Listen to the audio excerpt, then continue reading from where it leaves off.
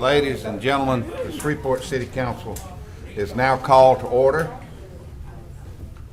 Councilman James Green will give the invocation, and Councilman Nicholson will lead us in the Pledge of Allegiance. Let us pray. Thank you, God, for another day and for another opportunity to allow us to show up on this planet Earth. We thank you for all that you've done for us. Lord, you brought us through the storm, you bringing us through the pandemic. And we ask that you'd come in this meeting and let us govern ourselves in a way that you would be, that we can give you some glory. We thank you for what you've done, and we're going to praise you in advance for what you're going to do. It's in Jesus' name we pray. Amen. Amen. Please place the flag and join me in the pledge. I pledge allegiance to the flag of the United States of America and to the republic for which stands one nation under God, indivisible, with liberty and justice for all. Madam Clerk, will you please call the roll? Councilwoman Taylor. Present. Councilwoman Fuller. Here. Councilman Nicholson. Present. Councilman Butcher. Councilman Fleury. Here.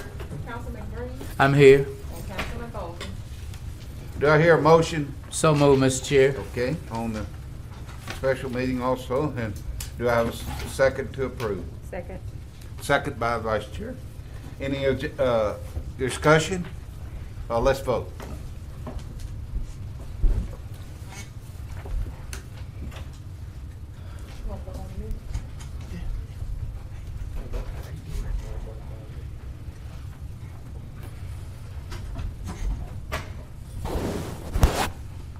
And looks like that's 6 with 1 out of the chamber.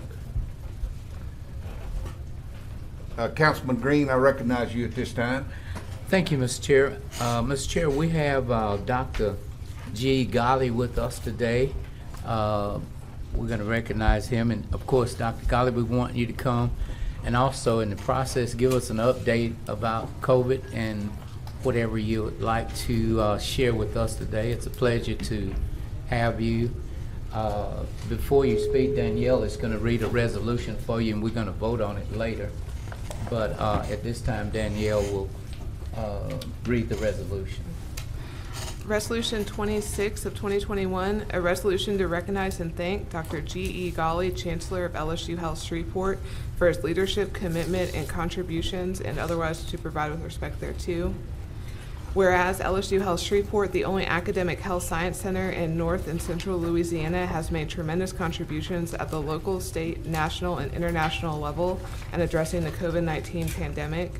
And whereas under the decisive and forward-thinking leadership of Chancellor G.E. Golly, D.D., M.D., FACS, FRCS, Education, LSU Health Shreveport became a recognized leader in COVID-19 testing, treatment, vaccine delivery, and sequencing. And whereas Dr. Golly supported the creation of the Emerging Viral Threat Lab early in the pandemic, allowing all areas of the North Louisiana community to have access to prompt, highly reliable, safe, and consistent COVID-19 testing.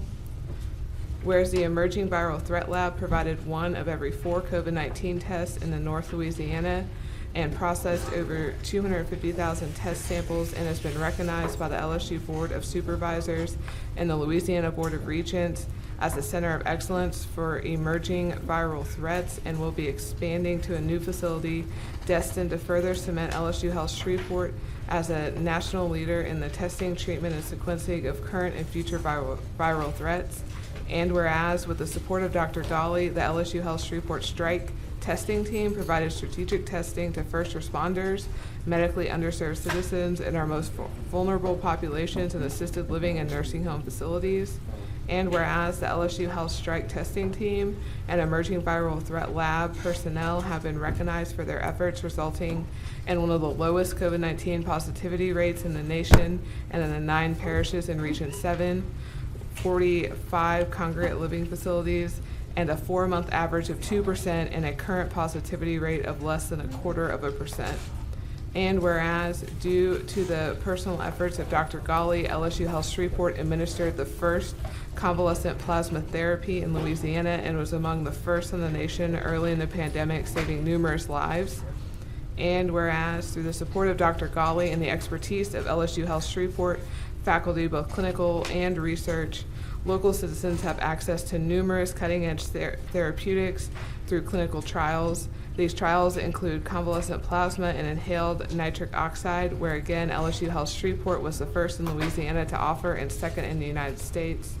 And whereas LSU Health Shreveport contributed directly to the international vaccine response through licensing of an LSU Health Shreveport technology, SARCA and BARCA, to BioNTech, the German biotech company partnered with Pfizer. This revolutionary vaccine is the first mRNA vaccine in worldwide history to prevent an infectious disease. And whereas LSU Health Shreveport serves as the only clinical trial site north of Baton Rouge for Pfizer vaccine trial, which met every single benchmark of the trial. Whereas with the unwavering support of Dr. Ghali, LSU Health Shreveport pivoted their successful COVID-19 strike testing team to the COVID-19 strike vaccine team, creating the first mass vaccination site in Louisiana, allowing eligible citizens to receive the vaccine in record time.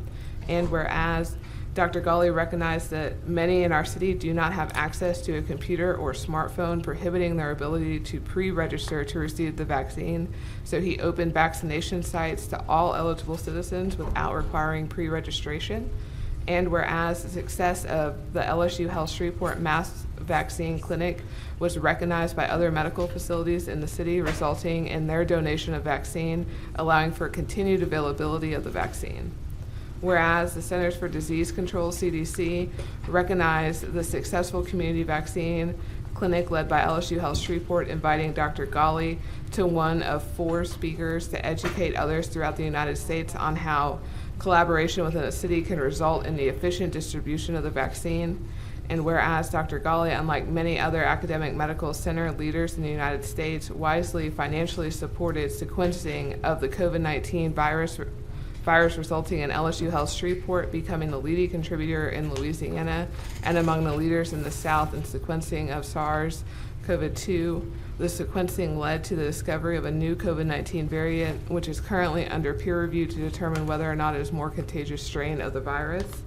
Now therefore, be it resolved by the City Council of the City of Shreveport in due legal and regular session convened that the Shreveport City Council joins the LSU Health Shreveport community in recognizing Dr. G.E. Ghali, Chancellor of LSU Health Shreveport, for his extraordinary leadership, which has favorably positioned our community in the fight against COVID-19. Thank you.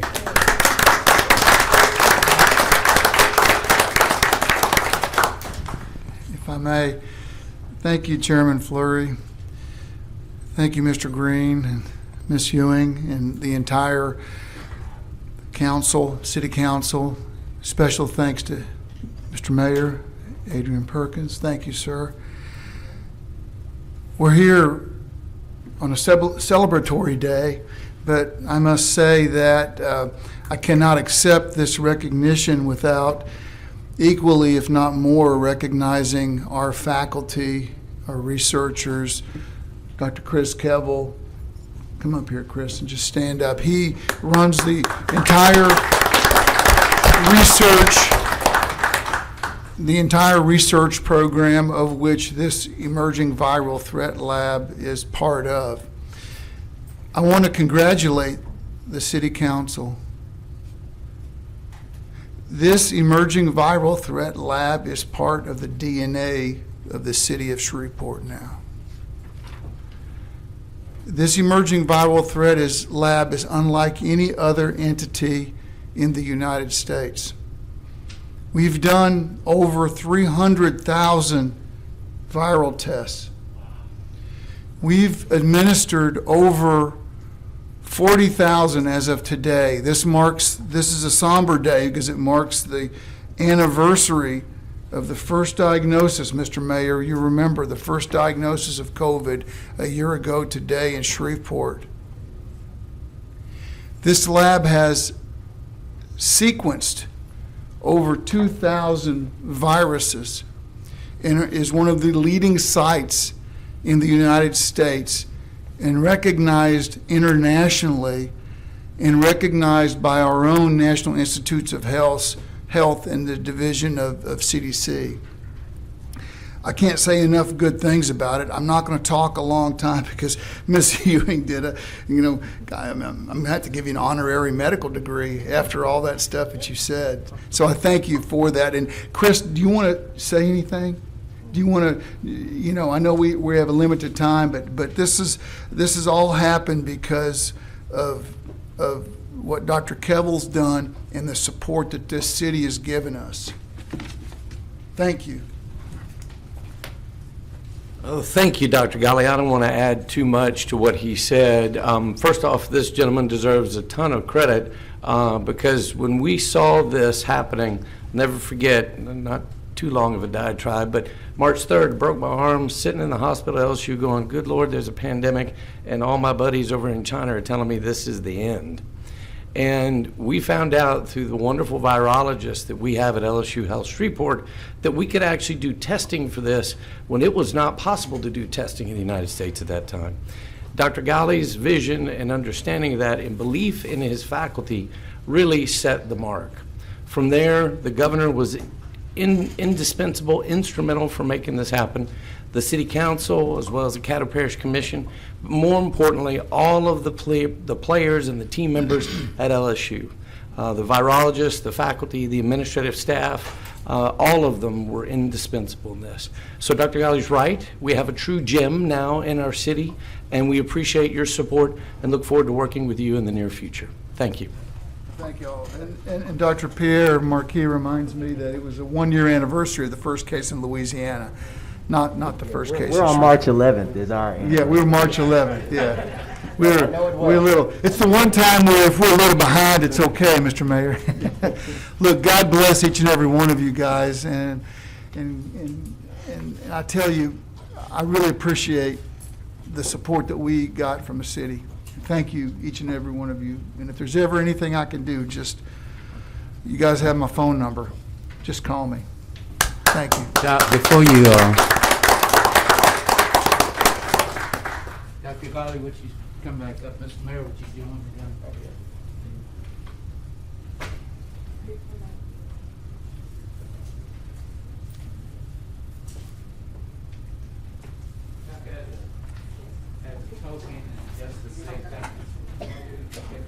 Just like presenting this on behalf of the city of Shreveport, the city council, and the mayor. Thank you all so much. Thank you, Mr.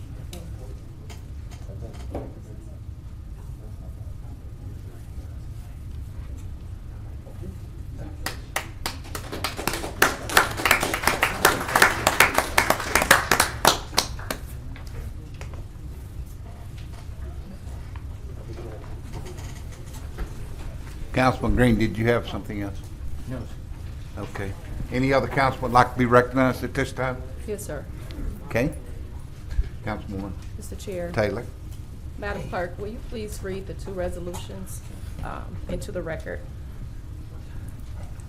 for Ms. Geneva Moore and Ms. Mosby, please? Resolution 24 of 2021, a resolution celebrating the life of Ms. Emerlyn Ada Alex Scott Jackson Mosby and authorizing the mayor to dedicate the 1900 block of Northside Street in her honor. Whereas Emerlyn Ada Alex Scott Jackson Mosby was born on May 14, 1928. Her early education started at the Cannon Land School, and in 1945 she graduated from Central Colored High School in Shreveport, Louisiana. And whereas Ms. Mosby attended Grambling College and graduated in 1949, she began her teaching career at Mount Pleasant School and transferred to Northside Elementary School in 1955 during its opening year. And whereas Ms. Mosby taught in the Caddo Parish School District for 30 years from October 1, 1949 until her retirement on May 3, 1979. And whereas Ms. Mosby continued teaching and mentoring children by establishing a daycare center in the Cooper Road area. And whereas Ms. Mosby dedicated many years to the Cooper Road community through community service by establishing voter registration drives and registering more voters in the Shreveport area than any other citizen during the 1970s, subsequently winning the bet she made with another citizen from South Louisiana who later appeared in Shreveport to honor her accomplishment. And whereas Ms. Mosby was very instrumental in securing signatures for the annexation of the Cooper Road area into the city of Shreveport, thereby increasing the city's size by more than 20,000 individuals and adding greatly to its ability to secure more funding for the city. Now therefore be it resolved by the City Council of the City of Shreveport in due legal regular session convened that the City of Shreveport joins the Mosby family in celebrating the life of Miss Emerlyn Ada Alex Scott Jackson Mosby and authorizes the mayor to dedicate the 1900 block of North Side Street in her honor. Thank you. And then Resolution 25, a resolution celebrating the life of Miss Geneva Moore and authorizing the mayor to dedicate the 1800 block of Murphy Street in her honor. Whereas Geneva Moore was born in New Welton, Louisiana in Tensas Parish on August 15, 1915, to the late Ezekiel Moore Sr. and the late Henrietta Needham Moore, and has been a resident of this community since 1930. And whereas Miss Moore graduated and received her high school diploma from Central Colored High School in Shreveport, Louisiana. She received her Bachelor of Science degree from Southern University in Baton Rouge, Louisiana, and her master's degree from Howard University in Washington, D.C.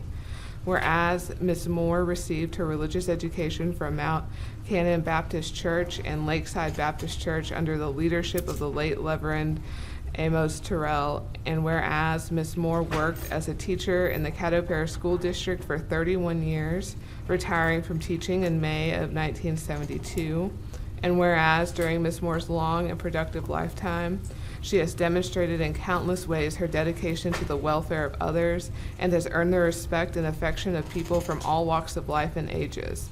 She has been active in civic, national, and local organizations, including the 13th District Missionary Baptist Association, National Baptist State Convention, National Council of Negro Women, National Sorority of Phi Delta Kappa Beta Alpha Chapter 100 Women, National Association of University Women, Allendale YMCA, and numerous others.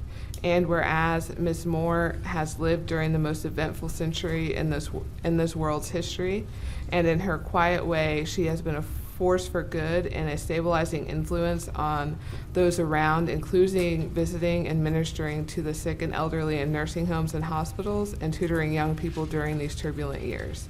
Now therefore be it resolved by the City Council of the City of Shreveport in due legal regular session convened that the City of Shreveport joins the Moore family in celebrating the life of Miss Geneva Moore and authorizes the mayor to dedicate the 1800 block of Murphy Street in her honor. Mr. Mayor, thank you so much. In celebration of Women's History Month, I want to pay homage to both of these ladies, one past and present. Ms. Geneva Moore is 105 years old and resides in the Allendale community. And during this snowstorm, again, Chief Ben Raymond and Shreveport Police Department, I appreciate you all every day taking her food and water just to make sure that she would survive through this storm. And later on, there will be a dedication in honor of Ms. Moore, also for the Mosby family and her contributions to where I grew up in the Cooper Road community. So thank you so much for recognizing both of these ladies.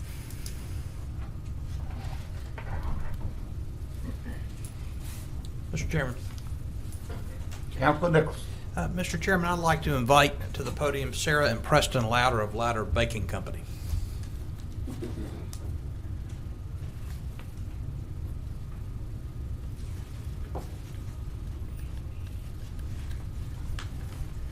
Hey, Mr. and Mrs. Louder, thank you so much for being here. As some other members of the council know, you and Louder Baker Company spearheaded a project to really totally transform the Bayou Pierre Bridge. You saw a need in your community, and you worked with the city and with other citizens to meet it, and it just looks absolutely fantastic. So I appreciate that so much, and I'll now ask Ms. Ewing to read the resolution in your honor.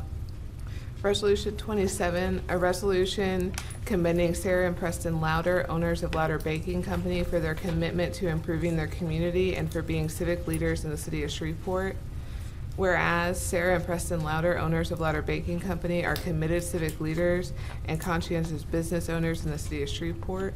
And whereas their business located at 4019 Fern Avenue, Shreveport, Louisiana 71105, has served as a catalyst for redevelopment and employs dedicated community-oriented employees. And whereas Sarah and Preston Louder reached out to the city desiring to complete a community project by improving the Bayou Pierre Bridge at the intersection of Monrovia and Ockley. And whereas in partnership with the city, the Louders, and their hard-working, community-oriented employees have totally transformed the Bayou Pierre Bridge by scraping, wire brushing, and painting the entire bridge span. And whereas when other members of the community saw the work progressing, they joined in on the project, which created a camaraderie and community pride amongst members of the neighborhood. And whereas the spirited project and the Louders' example of civic leadership led to other members of the community donating their time, talents, and treasures to improving the Bayou Pierre Bridge. And whereas these community partners have power washed, installed Christmas lighting, and decorated for Mardi Gras on the Bayou Pierre Bridge, and whereas the Louder Banking Company and their employees have improved the landscape of the city and serve as an example to all members of their community. Now therefore be it resolved by the City Council and the City of Shreveport in due regular and legal session convened that the efforts and community stewardship that Sarah and Preston Louder have shown in their willingness to improve the Bayou Pierre Bridge are recognized and commended.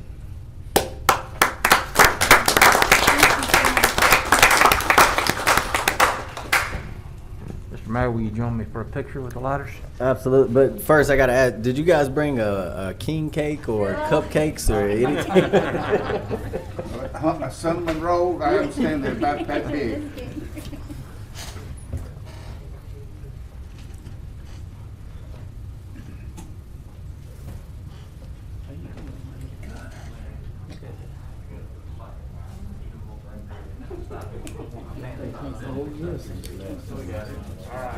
Somebody take a photograph.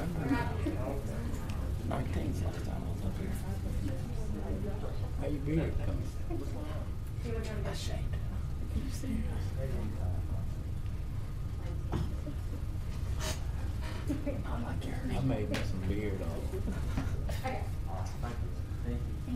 Thank you so much. I appreciate it.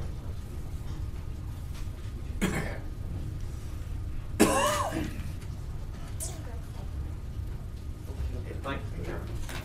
Does any other council member at this time like to be recognized? Yes, sir.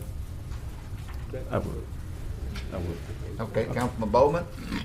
I would like to see Mr. Contrail,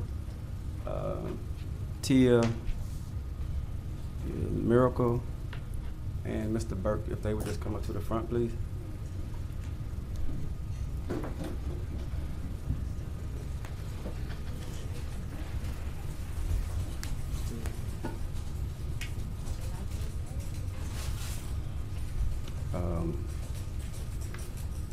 I think I'd rather defer to City Attorney Latia first. Don Rusley was my friend. And Don Rusley was a heck of a guy. You know, when you talk about those old school barbershops, Don Rusley had the old school barbershop where the barber was the doctor, the lawyer, the marriage counselor, the pastor, and everything else. No offense, Pastor. But he was a good friend of mine, and he was a very good person. And when Councilman Bowman asked me to say a few words about Don, it almost brought tears to my eyes because Don's a very good friend of mine. He used to cut my hair. He went to school with my sisters and brothers. Don was a Christian, and it's just really good to see that the city of Shreveport is going to name that street in honor of my friend Don Rusley. So tell Miss Betty hello, and God bless you and your family, Tia. Thank you. And Trey.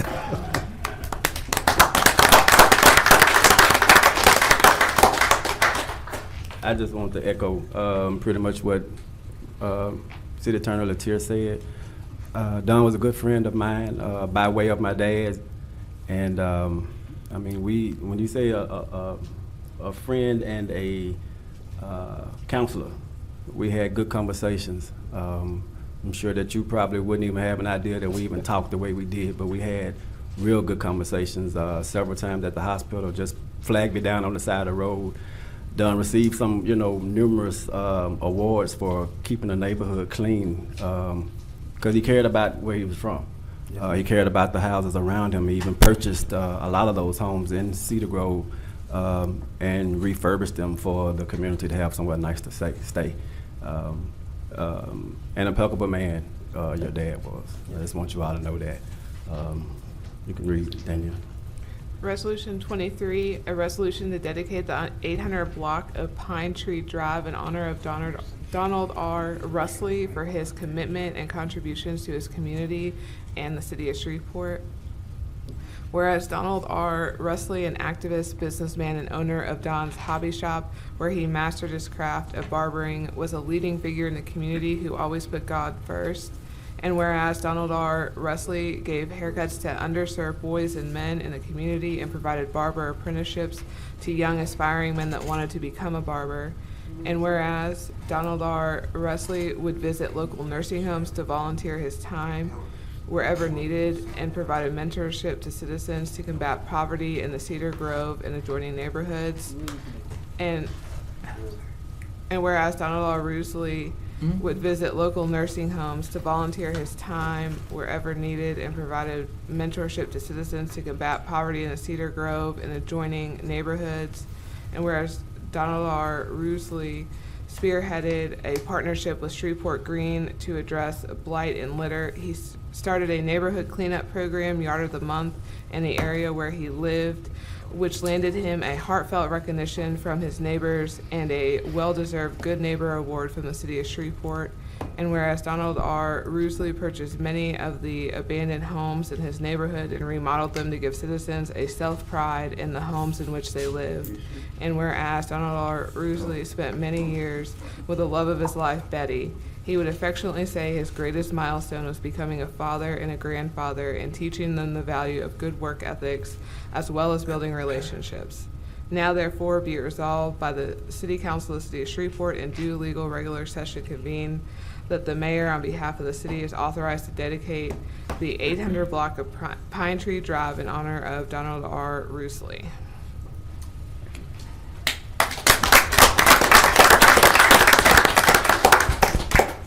I didn't know if a member of the family had something you wanted to say. Just want to thank the city of Shreveport. Thank you, Mr. Bowen. Thank you, Mr. Latier. Means a lot to our family. So thank y'all. Thank you. Thank you for being here. Thank you. Okay.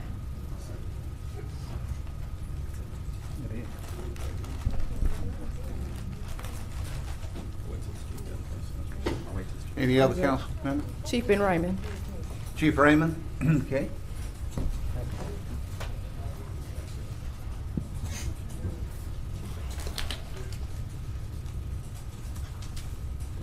Good afternoon, Chief. Good afternoon. I want to extend my sincere appreciation to your detectives in resolving the homicide that took place in the MLK community. And I also want to extend kudos to the MLK community for stepping up the way that they did and working with police. They literally could have been on the show the first 48 hours and going in and solving this, or leading to the arrest of the suspect that with this gruesome murder that took place there. So I want to say thank you to those detectives and working so closely with the MLK community in resolving that issue.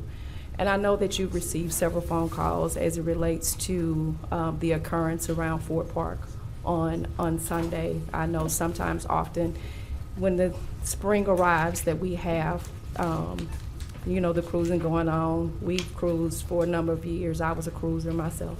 Back in the day, me and Lil Jerry at that time. I won't call him Councilman Bowman, it was Lil Jerry.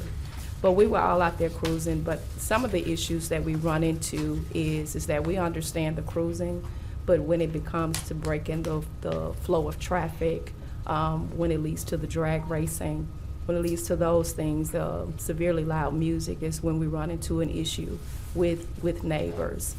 So if you could speak to just a little bit of what we're looking to do subsequent Sundays. I don't think people have a problem with you enjoying the park, that you can't violate the law while you're enjoying the park. Certainly. So we're starting, it was planned to begin this Sunday. This past Sunday was a bit of a surprise. Typically, cruising, which apparently cruising is what us older folks call it. The younger crowd calls it something different. We always run special operations beginning the first Sunday of spring break, whether that be for Caddo schools or Bossier schools. This year, that begins this Sunday, it's the first weekend of spring break. So we've got special operations planned from that Sunday thereafter. There's not a specific end date. It really just depends on how long we continue to have these large congregations throughout the city. Over the years, the particular intersections and businesses where this has been a problem have changed. Last year, it concentrated itself in Ford Park, Hearn and Hollywood, the racetrack on Hearn. 5 years ago, Greenwood and Jewella was kind of the spot. It seems to change throughout the years. We have additional officers that we're hiring to work in overtime capacity, so it does not affect those that are working patrol on Sunday night. We're also going to have additional officers working Friday and Saturday night that are specifically they're looking for drag racing violations. But again, it's additional officers above and beyond what's on patrol to focus on whatever problems we're having that evening, whether it be large crowds, drag racing, et cetera. Unfortunately, in 2020, and I think a lot of it was due to the pandemic and the fact that when schools got out for spring break, they didn't go back to school till August. The cruising timeline was greatly extended to what we're used to. Typically 6 to 8 weeks, and it starts to wind down. And so we're prepared going forward with some special operations as well as some specialized units adjusting their work schedules to be on the streets during the times that we anticipate we're going to have problems. Thank you so much. I appreciate it. Yes, ma'am.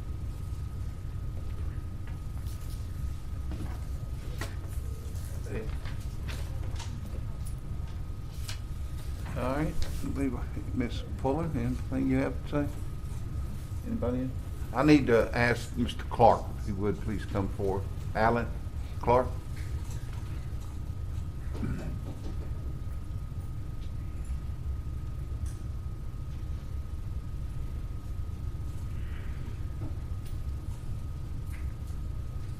Good afternoon. Good afternoon, sir. Would you kind of explain to me what happened or what's going on with the citations on the signs? It's exploded in the last 2 weeks. My phone has blowed up. I haven't bothered you with it, but I mean, they're citing the Lord's house, the church folk, and just gone wild. I'm asking you to look into it, and let's put a moratorium on that for right now until we can get everything kind of lined up on our stars on that before we go to citing people. Because they're writing tickets to everybody. And if I may, Mr. Fleury. I can't hear you. If I may. There you go. The only concentration of signs that they're addressing are those illegal signs that have been warned not to continue to be placed in the city of Shreveport, and these the black the signs with the different color lettering on them that are everywhere where they're. Now, I did not know that we had them at churches, but they're everywhere at restaurants and so forth. And we tried to work with them. I was before you before that we allowed them to be temporary signs, but they could not be accessory signs to existing signs.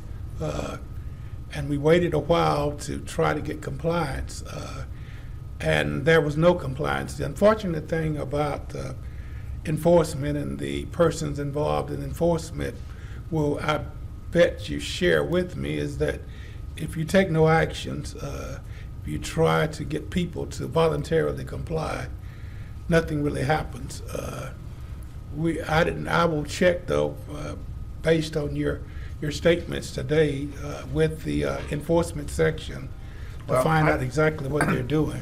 I don't mean to interrupt, but I take the position that if I got somebody that's not complying and I tell them, okay, you got 30, 60, 90 days to comply, and you don't comply, then yeah, I'm gonna write you a ticket. But just to come along there and pop you right out of the bat with no warning that you're gonna start enforcing signs, that ain't gonna work. That ain't gonna fly. Well, you know, if you, we don't write tickets to begin with. Our letters are letters of notification advising citizens and businesses that they're in violation of the ordinance and giving them adequate time to address those violations. When you start, I mean, like I was sharing with some other councilmen, you have to at some point decide exactly what you want the city of Shreveport to look like and how we are to address the violations within the city of Shreveport. We talk about some of the neighborhoods that we need to try to straighten up and clean up. Well, I don't want to interrupt again, but I tell you this, we're in a pandemic and businesses are trying to keep their doors open. And I think right now is not the time to play hardball. We've got to give them a little time to try to get some business. And that's what some of these are. They put temporary signs out to try to lure some business in because they're hurting. And I can understand that. If we wasn't in a pandemic, I'd be the first to stand up there and say, let's take them. But it's not fair. I can't disagree with you, but I will share with you that we are very much aware of the pandemic. We have done much more than you would believe that we've done to ensure that businesses are able to operate.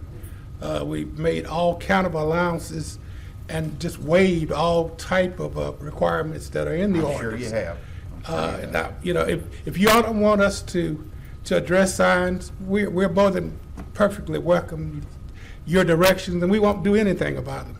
They look awful, they're ugly, I don't care how you dress it up, they're not attractive. And we have found with all of our research that these type signs are not that important in bringing people to these different restaurants and retail outlets. But if that's what you all want, we're good. You just tell us that's what you want, and we'll do it. That's not what I want, Jerry. That's not what I want. Okay, well, tell me exactly what we asking to hold. We want to hold up on this for a 30 while. to 60 days and give us just a breather. And we'll come back and revisit. Yeah.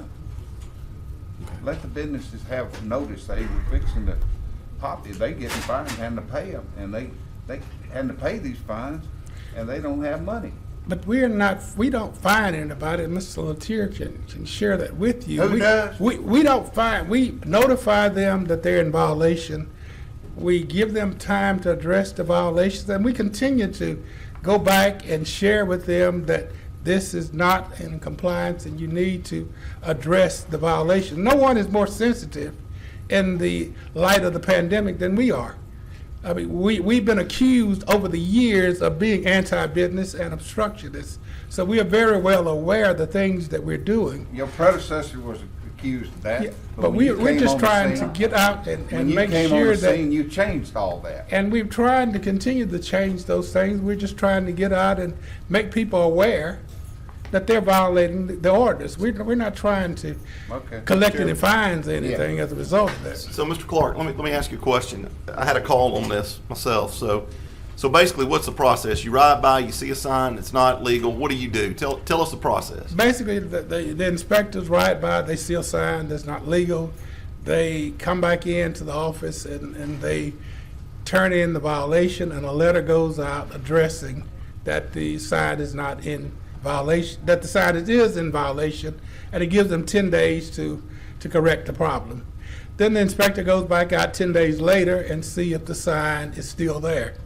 Most of the time, those letters are ignored, and so they write them a final letter to tell them that this is the final notice that this sign is in violation, and you have 10 days to correct it. So we're dealing with 30 days here very easily, and then after that we forward it to the city attorney's office to request prosecution, and that takes another 30 to 60 days, and then it takes a longer period of time once it gets to the prosecutor to get on the docket. So we're talking 6 months before anything actually happens.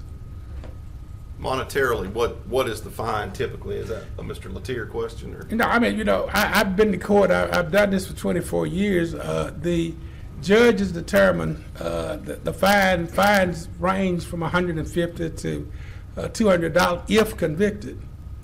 It's not very impactful, and they've gotten a year of illegal advertising for free.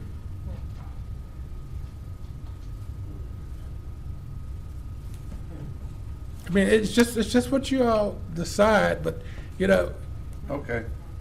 I just wanted to share that with you, that we're not out there ticketing anybody. We went through that with the parish. We do not ticket people and collect fines. Chairman, let me get with Mr. Clark next week, and we'll try to iron this out. We'll try to iron this out a little bit better. Can one of y'all send us an email telling us how many violations you've cited in the last, say, 3 or 4 months? Be happy to. I really did not know, you know, because. Well, they went to my district and wrote all of them. Well, I mean, and I agree. I'm just kidding. I've been honest with you, Councilman Fleury. I really did not know. I remember. I agree. I'm teasing. We need to be as if I might business friendly share- as we can be, but if you're giving them 30 days or 60 days to remedy the problem, but I'd just like to see a number to see exactly how many we've done in the last, say, quarter, and kind of see where we're at, and then I'd be happy to. I That's probably fair would enough. That's support fair what enough. the chairman wants to do. Yes, fair enough. I remember back a while, Mr. Fleury, Charles Kirkland before me used to say, and I didn't use that today, that he would say, I don't know what Alan Clark is out there doing, but whatever he's doing, he shouldn't be doing it. But I didn't throw Reginald Jordan under the bus today like I used to get thrown under the bus. That's good. All right. Okay, we understand each other. Oh, we're good. We'll do everything we can to work closely All with right. the council. Okay, good deal. Thank you.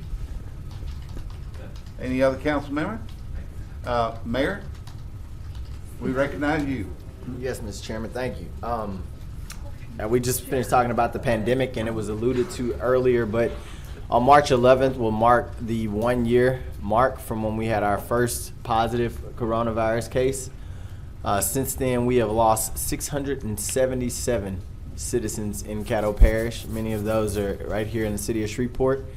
That's a pretty big number to grasp, but those are people's parents and brothers and sisters and neighbors, co-workers.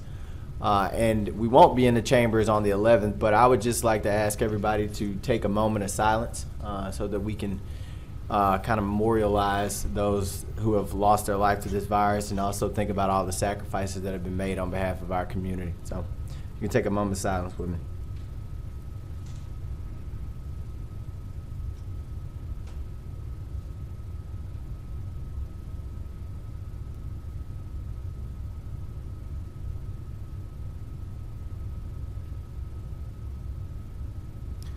All right, thank you. Dr. Ghali and Dr. Kevel have already left, but and you all, I mean, the resolution you gave him, I think, was more than fitting, as long as it went to describe all his actions in the community in response to COVID-19, but just in general as well. I don't know if I'll put the amount of conversations I've had with Dr. Ghali up against any mayor and doctor in Shreveport history, but we have been talking a lot over the last year and talking to his team.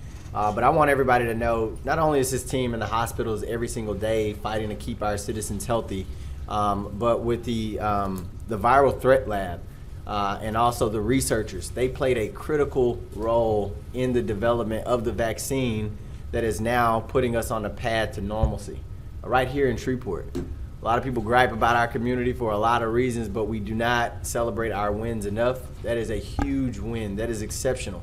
Very few communities across the country can talk about the role that they played in getting America back on track, and we can brag about that. So he's not here, but I just want to commend them both on their leadership throughout this pandemic, their collaboration. They have been my go-to in multiple instances, and working alongside them and Dr. White with the Louisiana Department of Health. And Africa has been our liaison from the city of Shreveport's office, and she's done a phenomenal job. But I just wanted to commend them one more time about that in light of the 1-year mark that we're about to hit. I'm also proud to introduce the council during the Women's History Month Sport Trans first female director of maintenance, Ms. Mercephone Brooks. She was named late last year to oversee our bus fleet. She comes to us from Atlanta's MARTA system, where she served as the bus maintenance supervisor. And so I'm pleased to welcome Ms. Brooks to our team.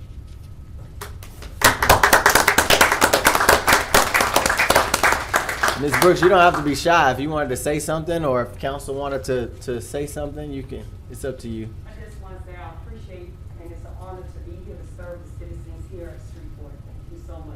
Thank you. All right. As I've mentioned before, we will hold our citywide cleanup this year on Saturday, April 10th. We are partnering again with Shreveport Green to get our city cleaned up for the spring. I want to encourage neighborhood groups, community organizations, and youth clubs to sign up to clean up our city. The link to sign up is located at www.shreveportla.gov, www.shreveportla.gov. Mr. Chairman, I think you should do a friendly wager with the council members to see who can pick up the most trash on that weekend. I will Get do everybody that, out there. I will do that. All right.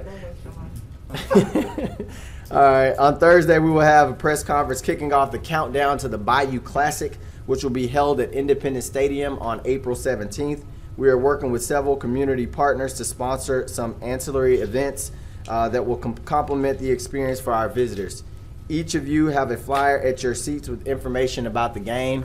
We hope to see you there or in attendance to those external events. On Friday, we will finally get to break ground on fire station number 8. It's a long time waiting. We'll hold a press conference in partnership with Willis Knighton at 9 a.m. at the corner of Greenwood Road and Missouri Street. I would like to invite all council to attend if your schedules permit. I would like to address ordinance number 34, my final comments, and I want to just thank Councilwoman Taylor and Councilman Nicholson for sponsoring this bill.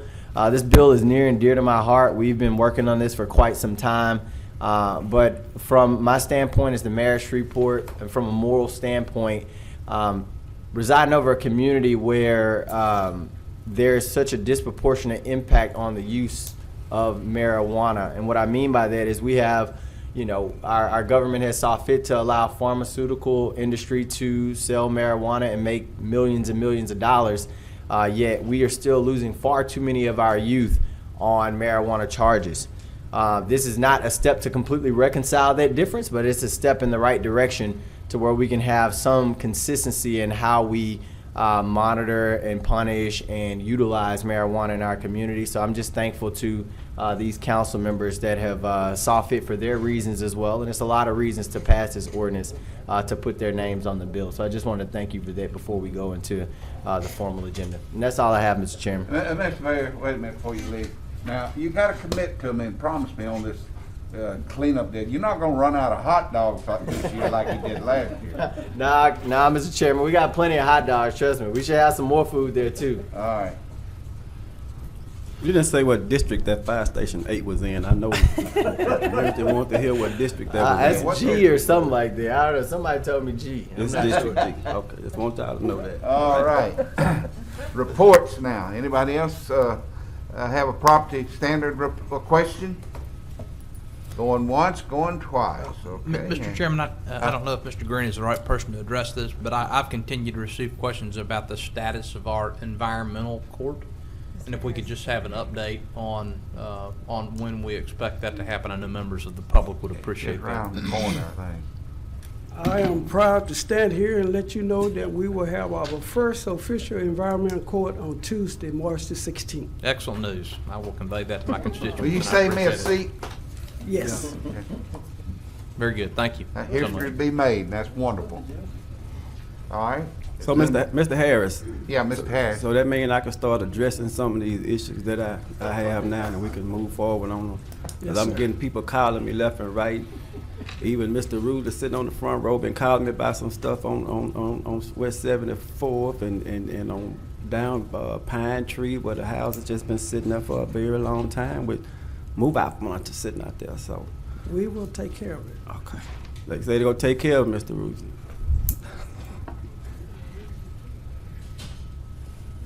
All right.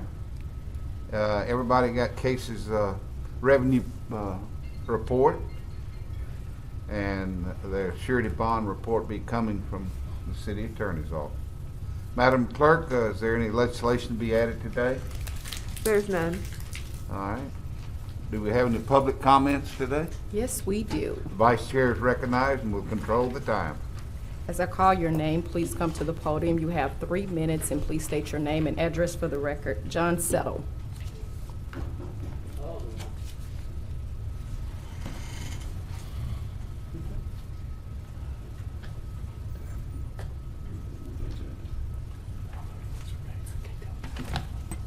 John Settle for Tealwood.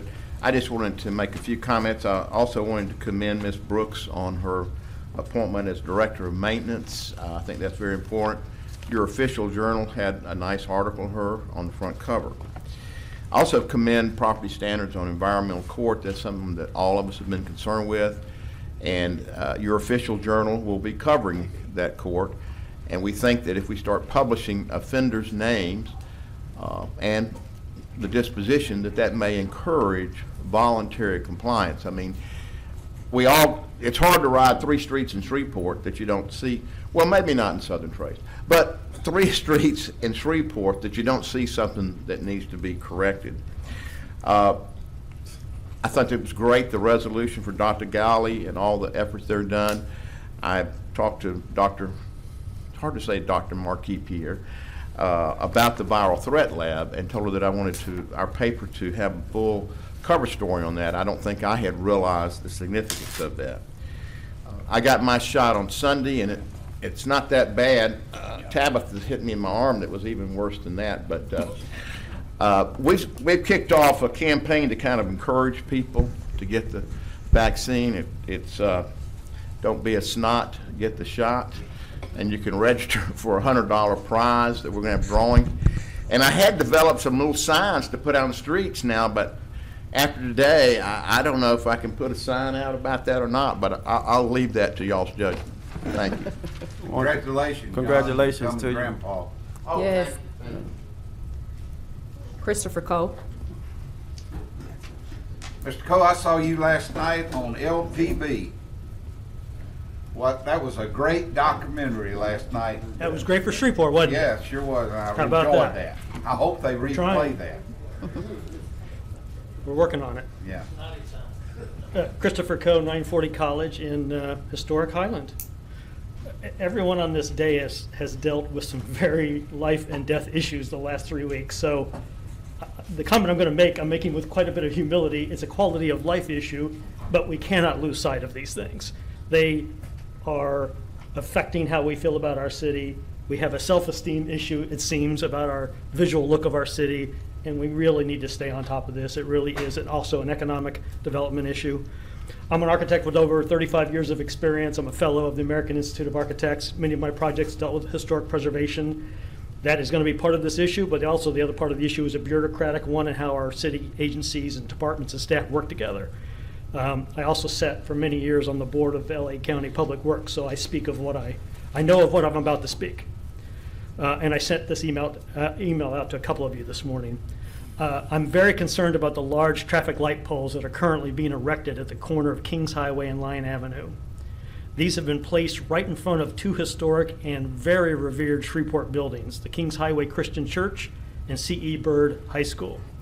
Both these buildings are on the National Register of Historic Places, and I'm greatly concerned that no due diligence was conducted to assess the impact that these large light structures have on these historic buildings and the gateway to both Highland and South Highland neighborhoods. The exact placement of the poles, as well as their color and design, should have been thoroughly studied, particularly if there was any federal funding contributed to this project, which would have triggered such a rigorous study. And from what I understand, no study was done. The Public Works Department of Shreveport is responsible for this particular project, this traffic light project, both design and construction. And with all due respect to my engineering colleagues, I'd really like to suggest that engineers alone do not be solely responsible for making aesthetic decisions that impact the visual quality of our city. It is just not the way to do things.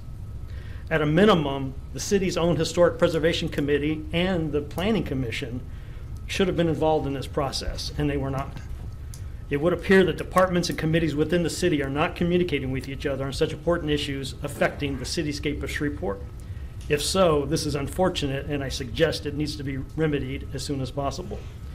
Besides the apparent lack of communication, another troubling fact is that there's already a precedent in the city for using much more historically appropriate light standards right at the corner of downtown, Common and Line Avenue, the gateway to downtown. We already have some very nice light standards as well as all through downtown. So my question is, if it's good for there, why didn't we even think about it at this important intersection? why is that? What was the process? Who was involved? And again, this is just not an aesthetic issue. It affects economic development and how our city is perceived by its own citizens and visitors. My recommendation would be to stop further construction of this light fixture project. Mr. Cole, Vice Chair. Thank you, but we're offering assistance as well. Thank you. Mr. Coe, would you mind giving your recommendations on how you think that we should be proceeding Well, with this? I think we should stop for a moment and take a breath. I mean, I really don't understand why the engineering department is making these decisions. I mean, a long time ago, city used to have a city architect. Now there are some city staff that are architects that work primarily for SPAR. You would have thought they would have been consulted on this also. But you know what? Why is the city not abiding by its own rules that it makes its citizens and business owners comply with when they have to go to Historic Preservation Committee and they have to go to the Planning Commission? Why is city engineering exempt from this? It's absurd, and it really needs to be fixed. I'm not just throwing darts. I have many people that I'm associated with, architects, designers, who are more than willing to help. Mayor, I've offered help more than once to you. We're here, we're ready. I was born and raised here. I've been gone for 35 years. I have moved home. I built and renovated a historic home in Highland by one of the Wiener brothers. I put my money where my mouth is. I was hoping to live out my days in beautiful historic Shreveport, but we've got to stop shooting ourselves in the foot. We can do better, and collectively, we can and must do better. Councilwoman Fuller, were you consulted on that? I wasn't, but I've been speaking with Mr. Coe about this and a few other projects as well. Mr. Chairman. Yes. Mr. Coe, is you particularly concerned that the light standards should have been subject to the review you're describing because they are adjacent to historic buildings? I just want to understand if there's some process. These are on the to National Federal Register of Historic Places, and anything that impacts the buildings or their environment is due for study. Okay. Well, look, thank you. I know you were kind enough to include me on some of the emails that you sent today. And the finer point of if federal funds were used, I mean, this could trigger a lawsuit. So the city needs to be aware of that. Well, I certainly look forward to the administration addressing your concerns, and I'm happy to help in any way I can. Yeah, Mr. Cole, I'm a little unclear. Can you clarify what are they breaking a law? Are they breaking a policy? What's the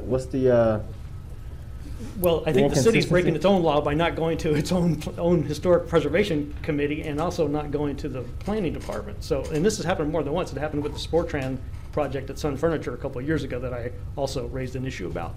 But there are two things in particular. One is the placement of them, and then second of all, the design of them. Mm-hmm. So the placement of them, and you can already see the foundation's in, the base is in, and one of the first poles is in. I mean, they are right in the face of both those historic buildings. And everyone has seen hundreds of high schoolers, once they've graduated from Byrd, taking their high school graduation picture in front of that sign. That pole is right in front of that sign. Mm-hmm. So it is affecting the historic character of that setting, and that setting is tied to why the building is listed. Same thing with the church. Okay. All right.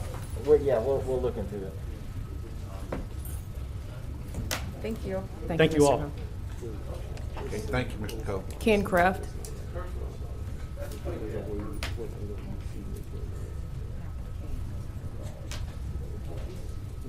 Thank you, Mr. Chairman, Vice Chair. Ken Kraft, 157 Archer, Shreveport 71105. Glad to be back live. Anagrammatically, surely Resolution 23 was appropriate. And I anagrammed Dr. Golly and Dr. Kevel.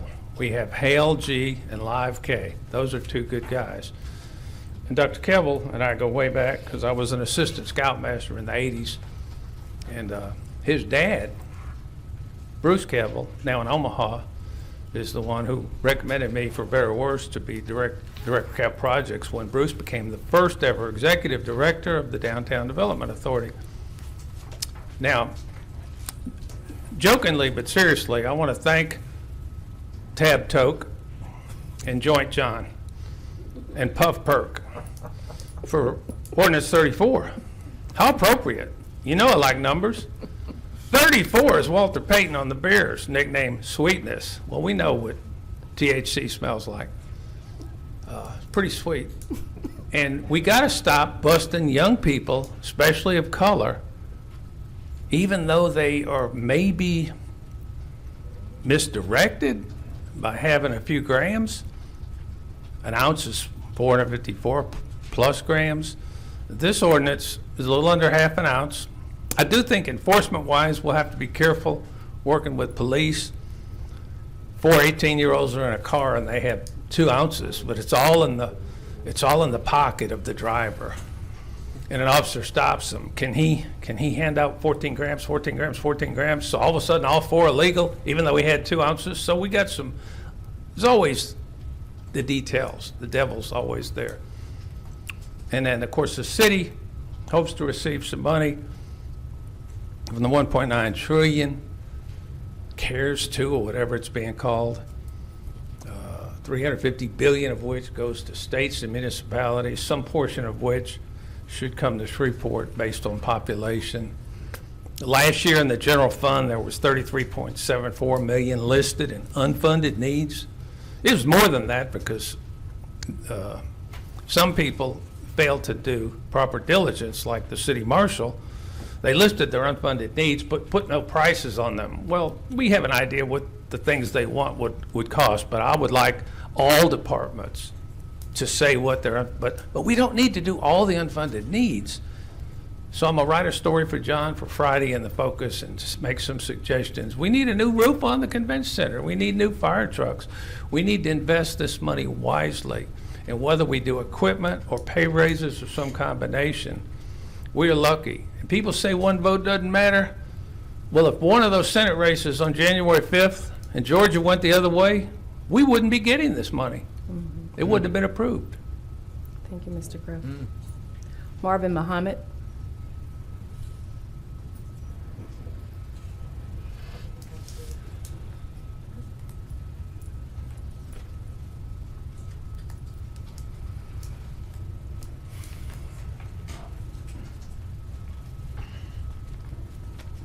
Marvin Muhammad, 2808 Hersey D. Wilson.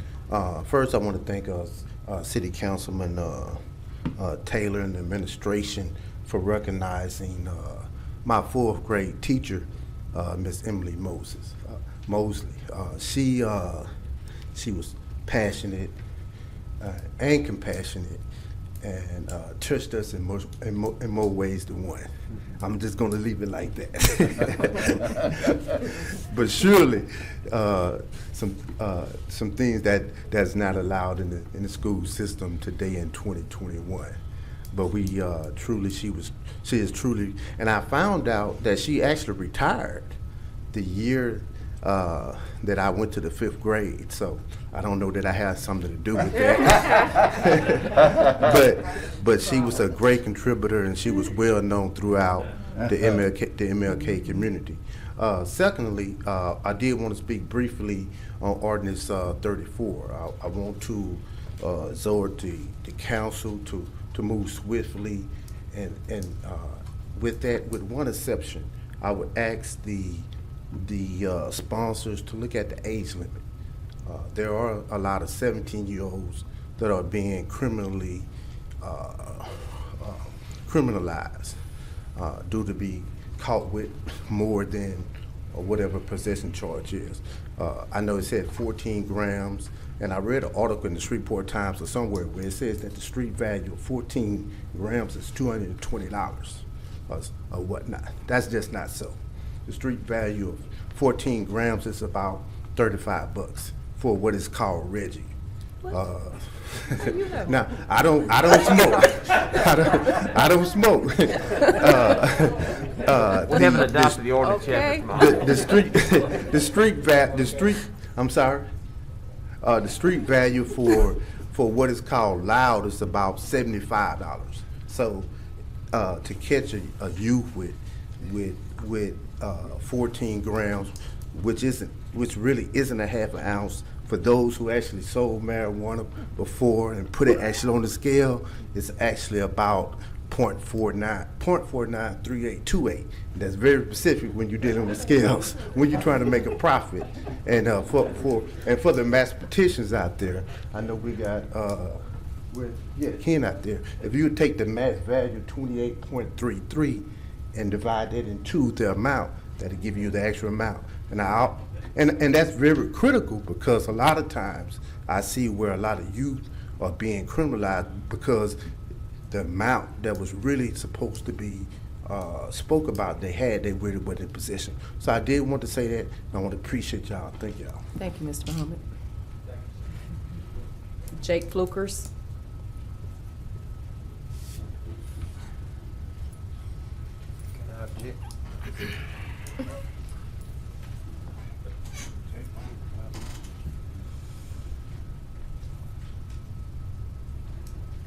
Good afternoon. Good afternoon. Jake Flukers, 741 King Ridge Road, Shreveport 71108.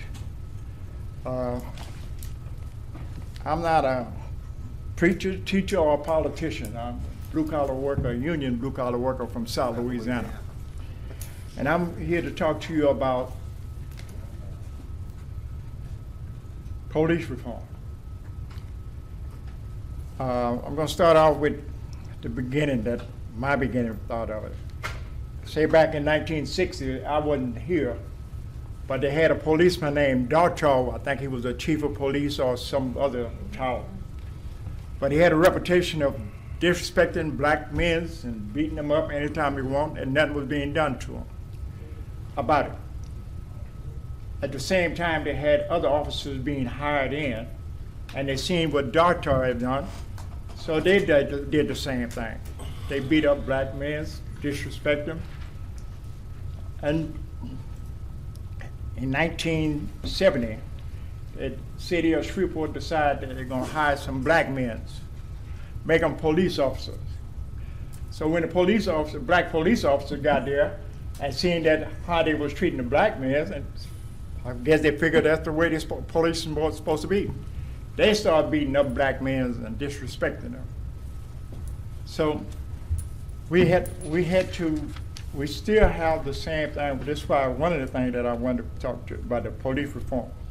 See, most of the men who being hired into the police department have good intention. They want to be good policemen, but they become their environment. If they go into a department and see that how a policeman is being treated, they'll do the same thing. Okay, but I go back to this. I had 5 friends to die from this virus, and I remember 2 of them that we had the last conversation we had with them. I had with them. We talked about they were born and raised here in Shreveport. How when they growed up, how they were being treated by the police department. And as they grow older, they continue having the same fear of getting in a car and driving around and see a police car. And they had that flashback or fear of that the policeman can stop them and disrespect them and nothing be done about the policeman. Now, I'm talking about 2 grown men that I talked to couldn't get in a car and have the privilege of just driving a car without even worrying about the policeman stopping them or disrespecting them. So with this, I would like to say that... Vice Chair Taylor. Mr. Flukers. Oh, it's expired? I'm sorry. Yes. But 1 minute? All right, what I'd like to say is a citizen review board. I would like to have all the law enforcement in the city of Shreveport wear body cam. And before someone come up here, I know we have a problem in the community.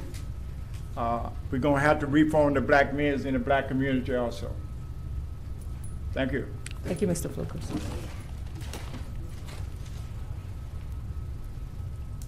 Albert Brown.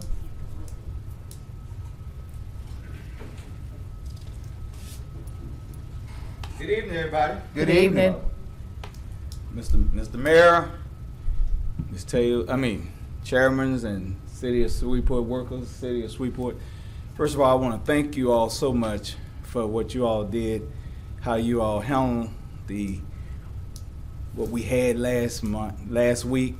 Ms. Taylor, you was very on point with us. Thank you so much. The lady told me that you really was on point. I didn't talk to none of the rest of y'all because the rest of y'all, I didn't have to talk to y'all because y'all handle y'all part. But Mr. Mayor, we thank you so much how we handle this water, and everything was so good. And I just, like I say, you know, I'm always looking at the positive side. I never look at the negative side. I'm always looking at what we doing here, and you guys are doing a great job. And my prayers are always with you because the name of my ministry is big because I care. And like I told y'all, I care about my city. I know all of us care about our city. We wouldn't be here.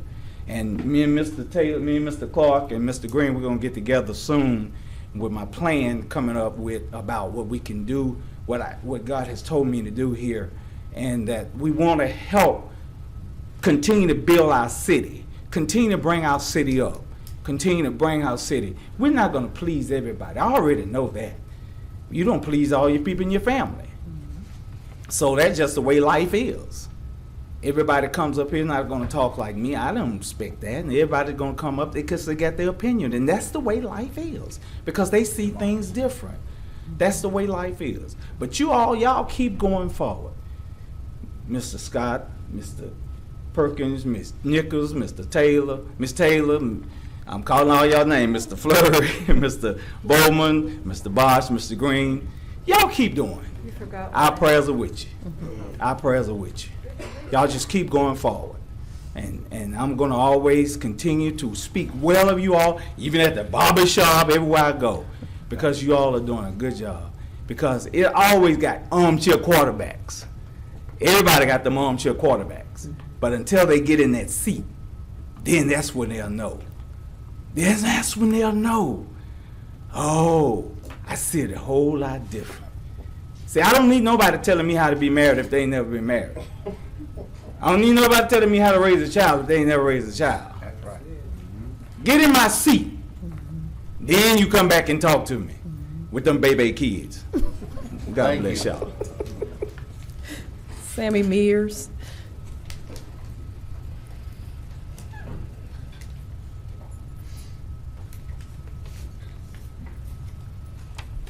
Sammy Mears, 1901 Centenary Boulevard, Shreveport, Louisiana, 71101.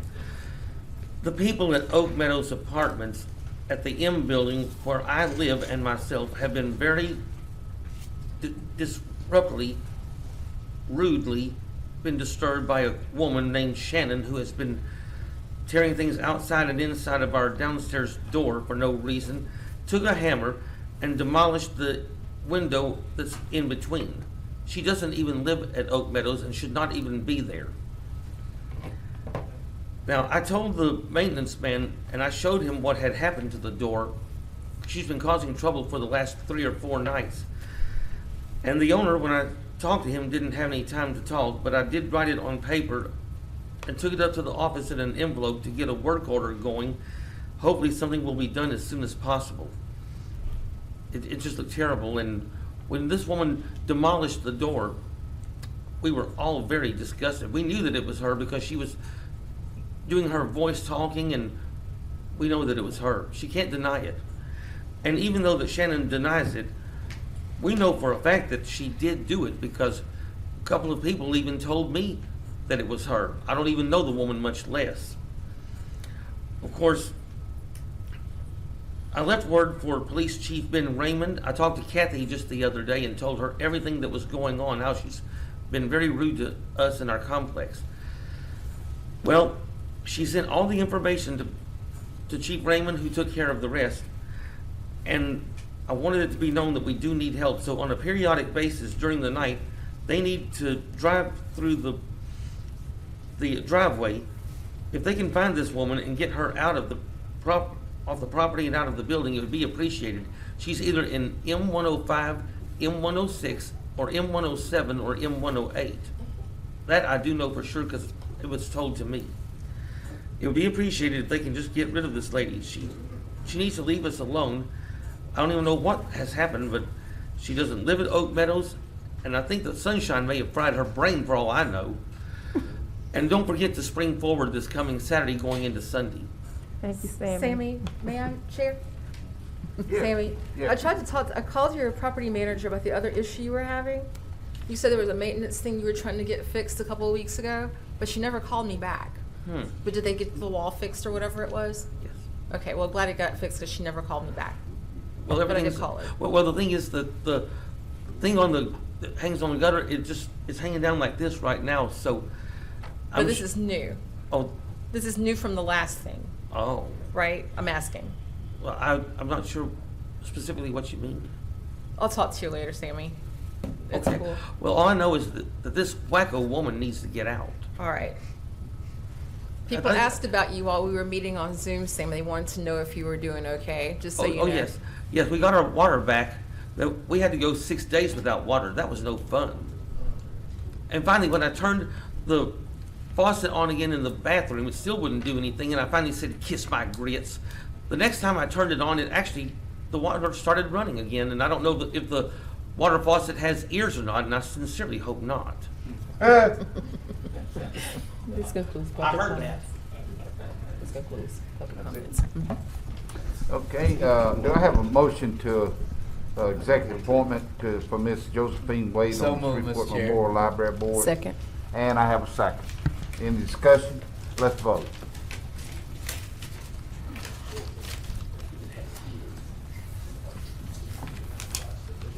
And that's 7-0 approved. All right, there are no items on the consent agenda for introduction. Madam Clerk, will you please proceed with the regular agenda legislation?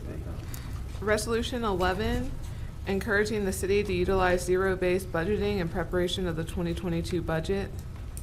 So moved. Second.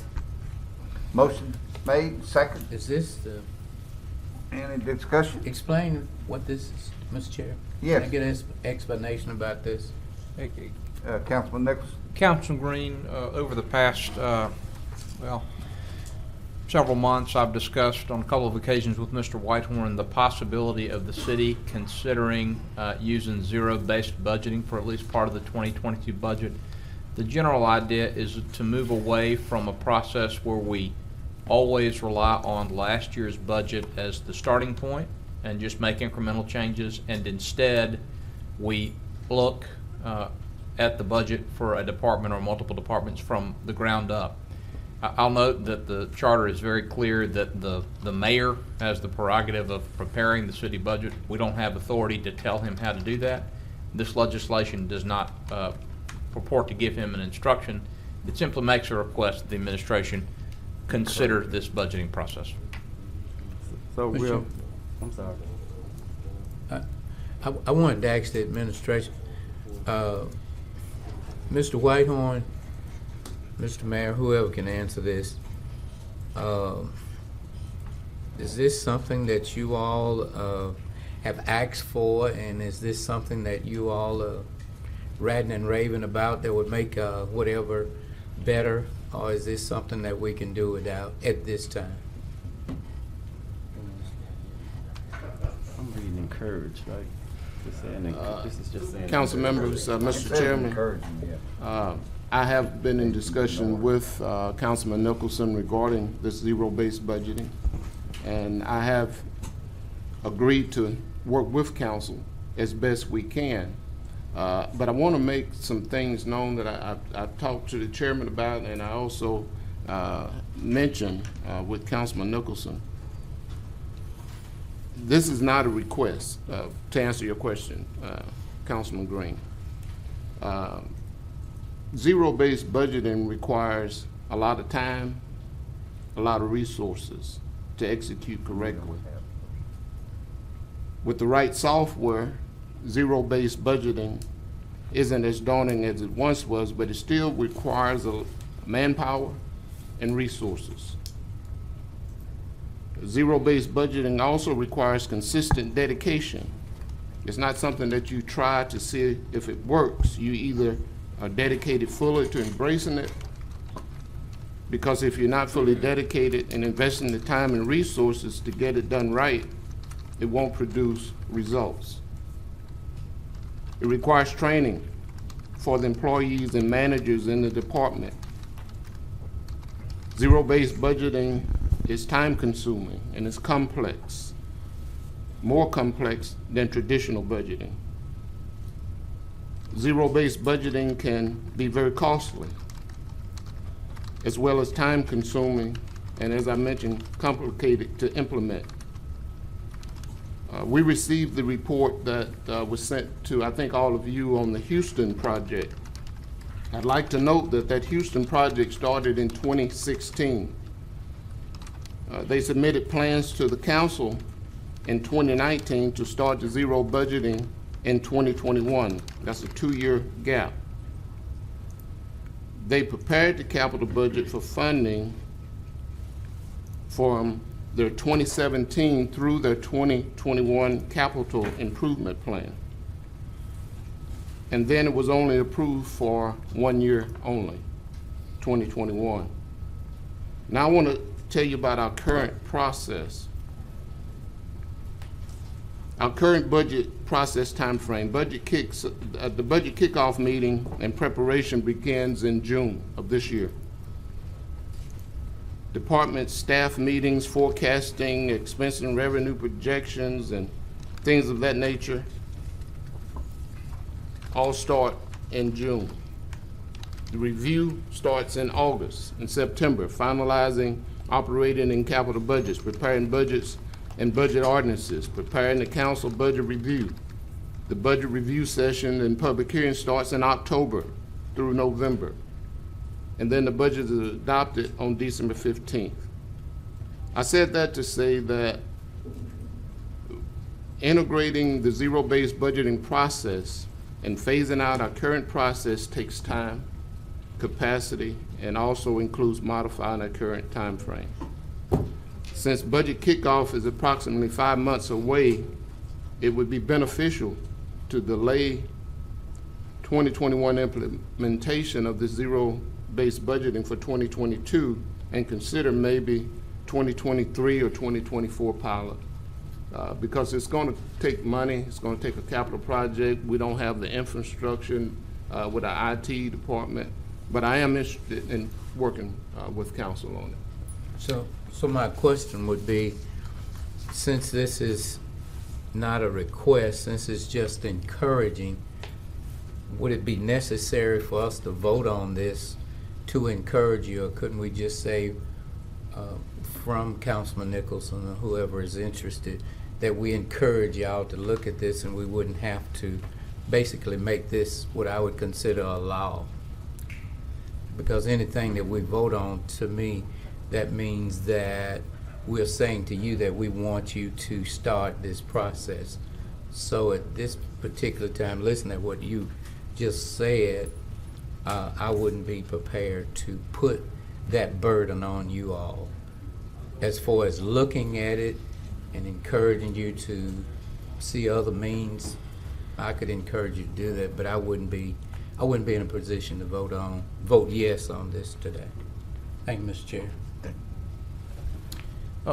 Mr. Chairman, if I may, Yes. I appreciate Mr. Whitehorn's remarks. It's apparent from the comments that he's made today that the administration has in fact considered utilizing zero-based budgeting in preparation of the 2022 budget.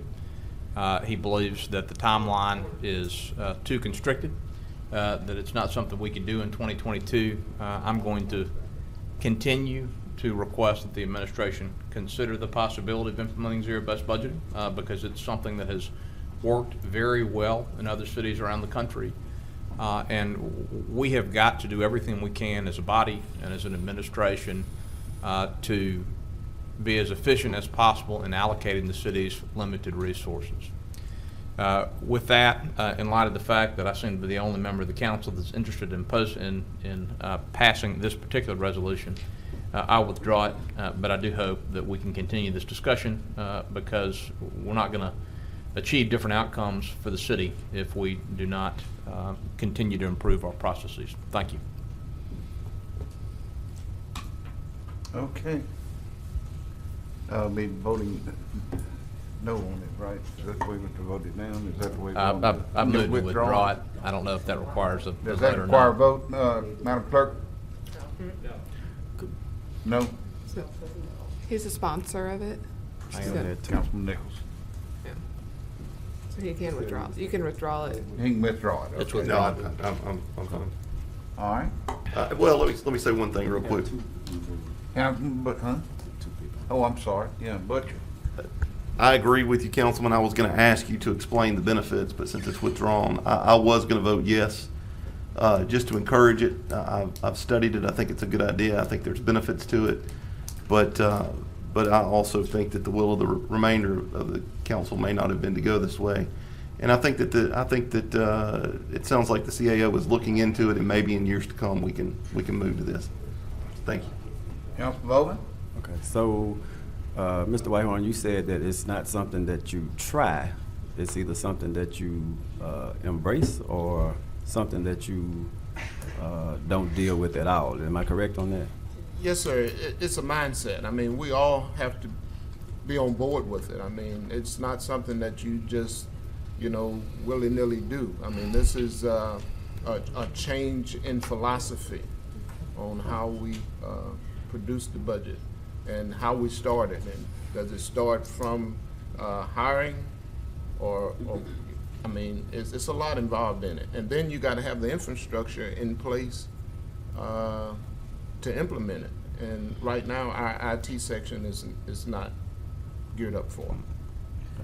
Yeah, if I can add a little bit to the conversation, I want to remind council and commend council at the same time. When we came in, our operating budget was negative $1.2 million.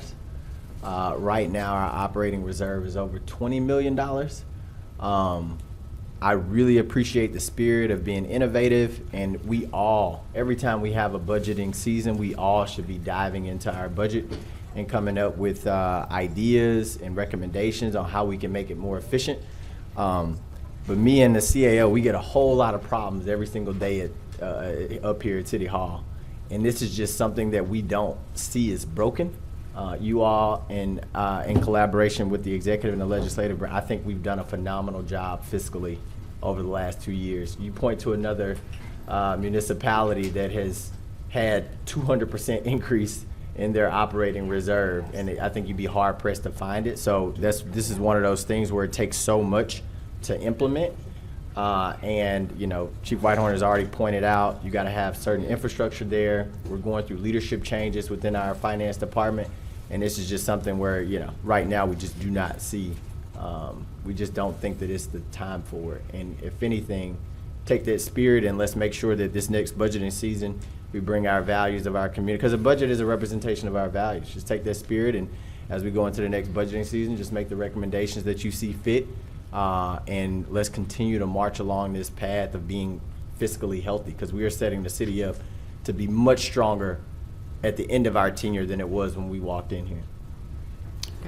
Mr. Chairman, I misspoke. It does need a motion, and Councilman Nicholson as the sponsor, you have to make the motion. Any member can second, and then we need a majority vote to withdraw. Do I hear a motion? Very good. I move to withdraw. Second. Second. Any discussion? Okay, let's vote.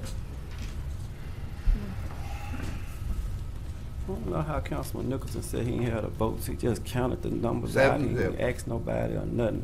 You had 3 votes with me, you, and Butcher. So that was 3. Okay, let's go next. Yeah. Resolution 23 to dedicate the 800 block of Pine Tree Drive to honor Donald R. Rusley for his commitment and contributions to his community in the city of Shreveport. So moved. Second? Jared, second, okay, no discussion, let's vote.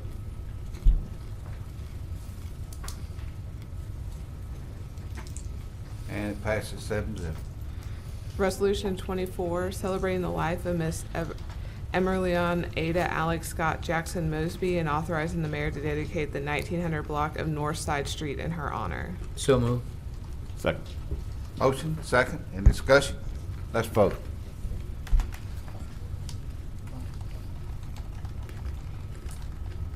Seven zip.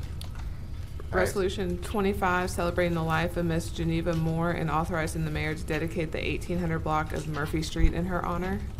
So moved. Second? Councilwoman Taylor. Taylor?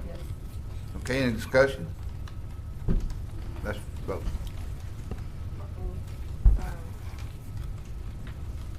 That passes 7-0. Resolution 26, to recognize and thank Dr. G.E. Golly, Chancellor of LSU Health Shreveport, for his leadership, commitment, and contributions. So moved. Second. Motion and second by Councilwoman Fuller. Any discussion? Let's vote. And that passes 7-0. Resolution 27, commending Sarah and Preston Louder, owners of Louder Banking Company, for their commitment to improving their community and for being civic leaders in the city of Shreveport. So moved. Second. Motion and second. Any discussion? Let's vote. 7-0. 7-0. Approved. Madam Clerk, will you proceed with introduction of resolutions? Resolution 28, approving Inferno Manufacturing located at 115 Raquel Street, Shreveport, Louisiana, 71107 for participation in the Industrial Tax Exemption Program. Resolution 29, authorizing the mayor to execute an agreement with Precision Cartographics for redistricting reapportionment consultant services. Resolution 30, adopting the system survey and compliance questionnaire required by the Legislative Auditor's Office of the State of Louisiana. Okay, anybody have a discussion on that? Number 28. Okay, number 28. Did we have someone here to speak, want to speak about? Come up, please.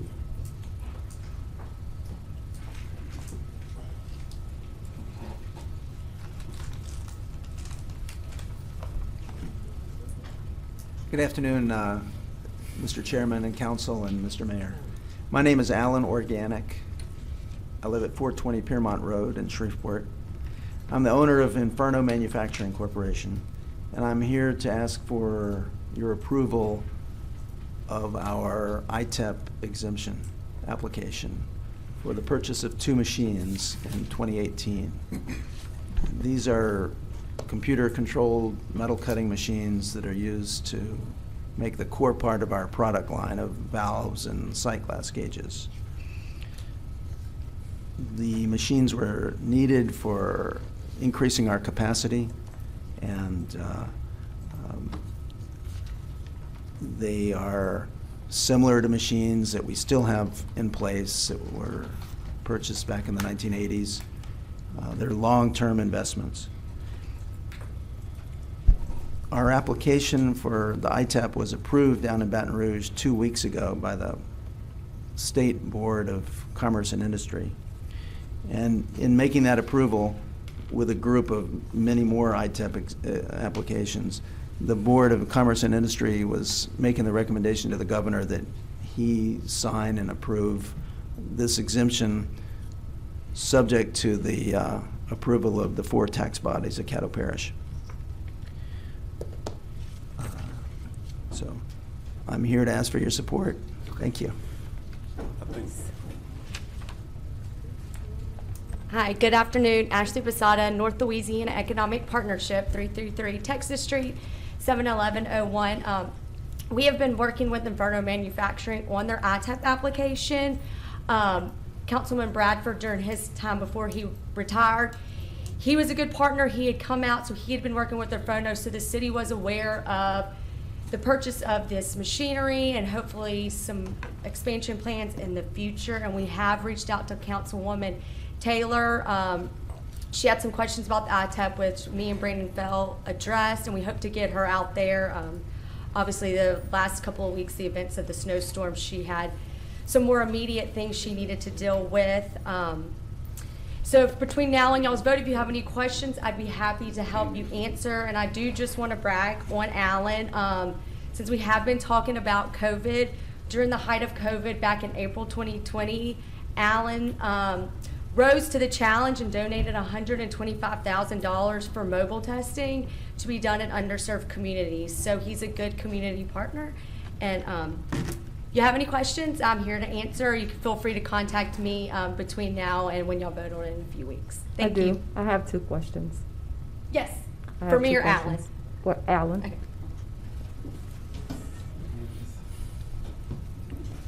It is nice to meet you. You are a locally owned company, correct? Yes, yes, we are. And looking at your application, I could see where you look to add additional employees to your company. Yes, we added, we've, in that period of time, we added 4 or 5 people. Okay. Pretty much with a pretty good salary range as well, as I could see.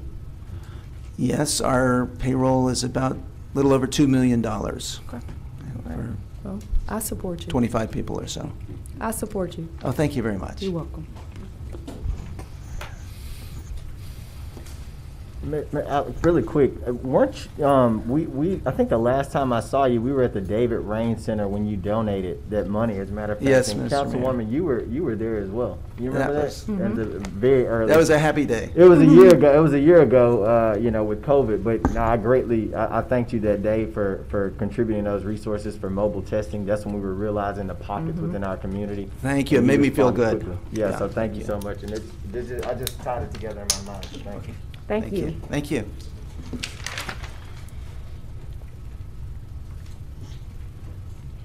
All right. Just need a motion and a second to introduce those. So moved. Second? Motion and second. Any discussion? So let's vote. I don't believe a vote is required. No, that's right. We're not required to vote on those.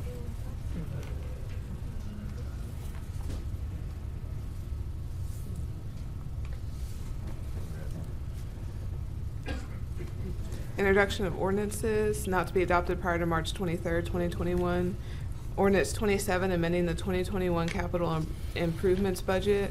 Ordinance 32, amending the 2021 general fund budget. Ordinance 33, amending the 2021 general fund budget.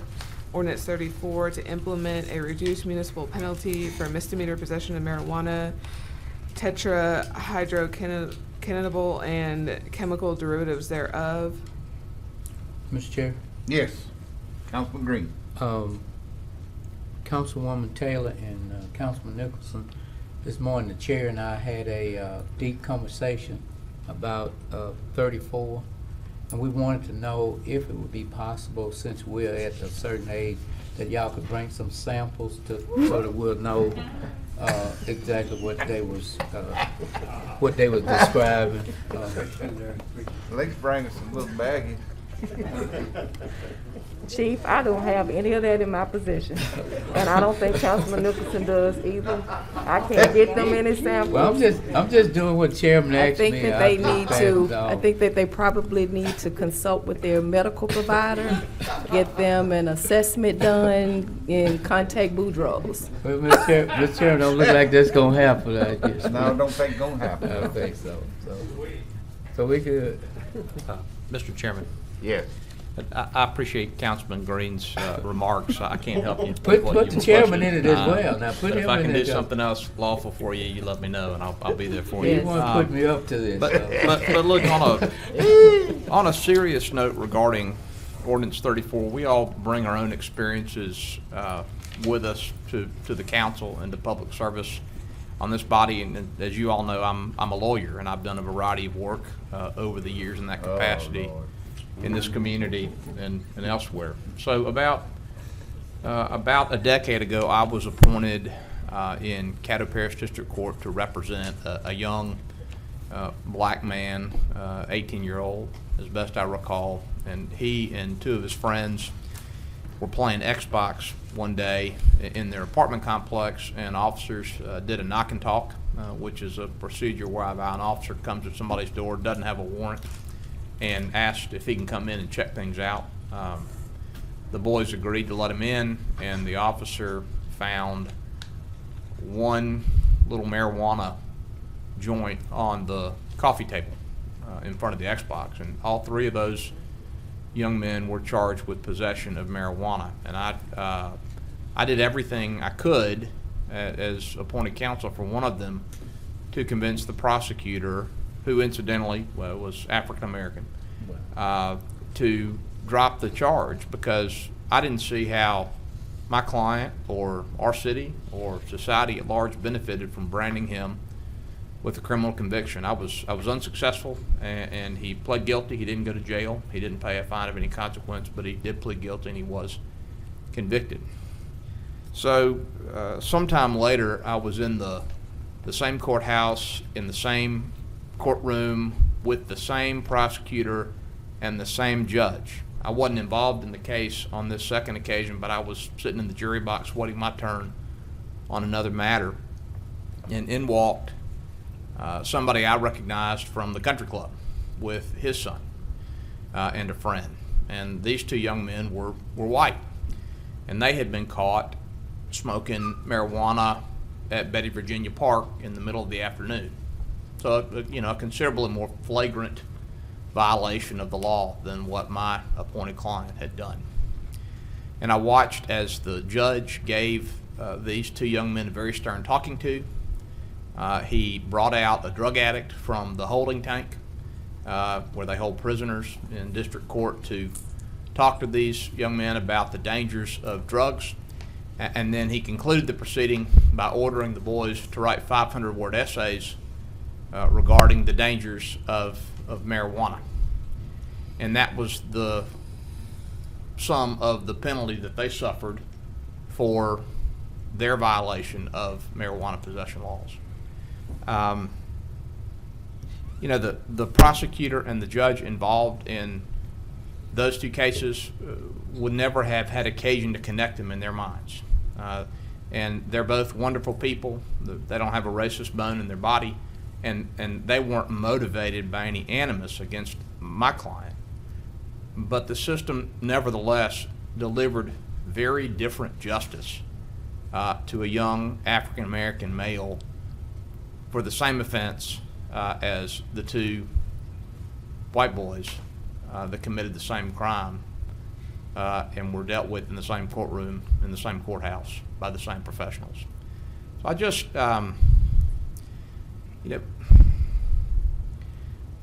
I think we all know at this point in 2021 that the right way to deal with drug addiction is not to arrest and incarcerate, and that we need to look for other ways to help people who are struggling with addiction. It's a complicated question. There are costs and benefits to the decisions we all make at the local and the state and the federal level about how to deal with illicit drug use. But we really have got to all be committed to a system that deals with people equitably and in a way that helps them overcome what they're struggling with. I'm convinced that the legislation that Mayor Perkins and his staff drafted, in which Councilwoman Taylor and I are co-sponsoring, is a step in the right direction, and I look forward to the council approving this legislation in 2 weeks. Thank you. Thank you so much, Councilman Nicholson. Mr. Chair. Yes.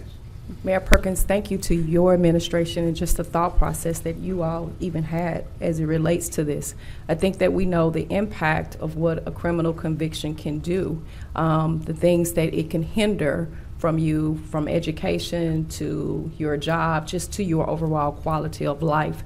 So when Councilman Nicholson discussed this with me, I thought, yes, it's a step in the right direction, and hopefully this particular legislation will even lead to changes at the state level. We know that there is much, unfortunately, we can't solve every issue, but as he said, this is the start of where we want to change those disparities that we see. So I'm asking everyone's support on this particular legislation, and again, thank you to your administration, and thank you to Councilman Nicholson and my colleagues. Well, Councilman, go ahead. I would have never dreamed, never in my life would I ever dream, elected the city council of Shreveport, coming down here and approving giving condoms out, giving free needles out, and now lowering the penalty on marijuana, but that's the times that we live in, and you have to be flexible. You can't be old school all the time. And I'm gonna support it, but I just hope that it works. And we can speak about this offline or whatever. I just want to see how the ordinance. And I told Councilwoman Fuller I was struggling with some stuff on this, but just the state and the federal laws coincide on this. So that's my And your thoughts on mom that. on your shoulder about it too. Yeah, that's it. Well, Councilman Bowman, I will say that we will be, if we adopt this legislation, the third city in the state to do this. New Orleans did it first in 2016, Baton Rouge in 2017. And of course, I'm happy to have further discussions with you offline about how state and local law interact. All right, we can do that. Thank you. Thank you. Chair, Yeah. I guess if this is one of those places where the state law gives us the leeway to do it, then we should take advantage of it, especially when you can drive from on Kings Highway down to a place where you can get a prescription to get THC legally. I can't see how we can have it medicinally available and still be arresting people for it. That inequity doesn't sit right. That's what it boils down to. Okay, thank you.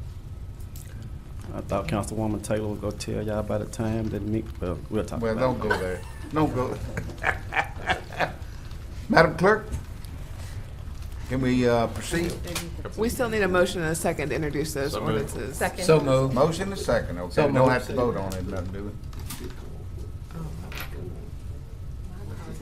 Ordinances on second reading and final passage. Ordinance 2, amending the 2021 general fund budget, appropriating the funds authorized therein. So moved. Second. Any discussion? Let's vote.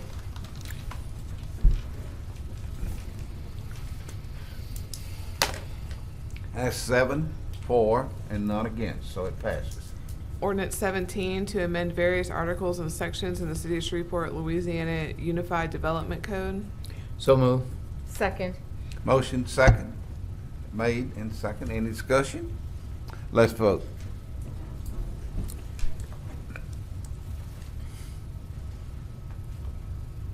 And that passes, 7-0. Ordinance 28, authorizing the mayor to sell the Caddo Parish Communication District Number 1, a political subdivision of the state, surplus city-owned and movable property. So move. Mr. Chairman, Yes. I don't know if Ms. Regal is in here or not. She's in not. here earlier. This one, there's still some work that has to be done on this, Title. this item. We had Withdraw. some damage, so we need to just postpone it. Postpone it. So moved to postpone. Second. Let's vote on whether to postpone or not. Thank you, Mr. Whitehorn. And motion to postpone has been approved. Next. Right. Ordinance 31, amending the 2021 capital projects fund budget. So moved. Second. Motion and second by Councilman Bowman. Any discussion? Let's vote.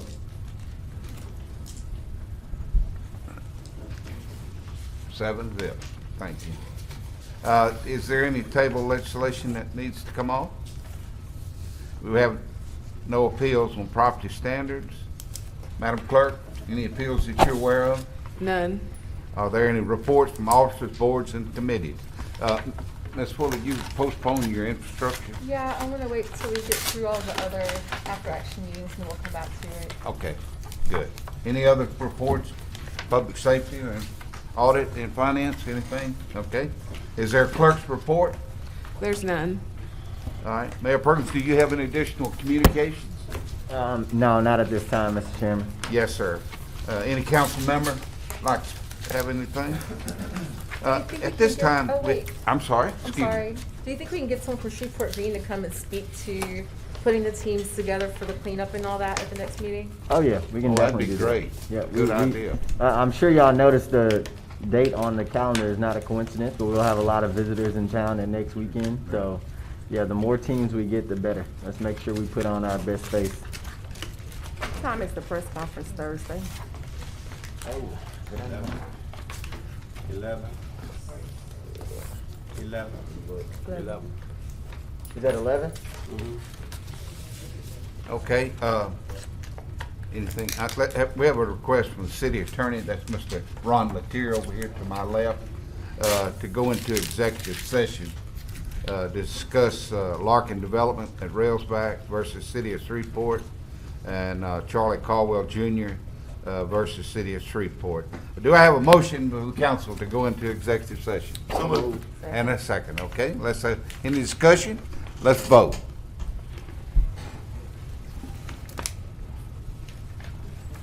Guess what? That motion is approved with 4, 5, 6. I mean, 6? One absent. Okay. We'll just adjourn to the